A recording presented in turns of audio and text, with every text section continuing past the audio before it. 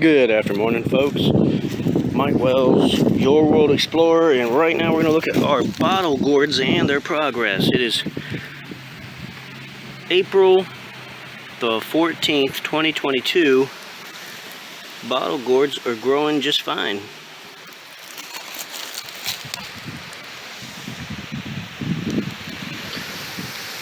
Now, they seem to respond poorly to the cool weather, so every time it got cool, they seem to stop growing.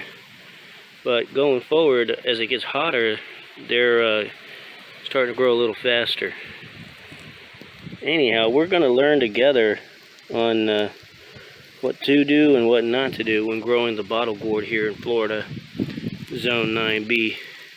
Thanks for watching. Don't forget to like and subscribe, as that helps channel out quite a bit. And stay tuned, because we'll keep you updated on the progress of these bottle gourds. You have a great day.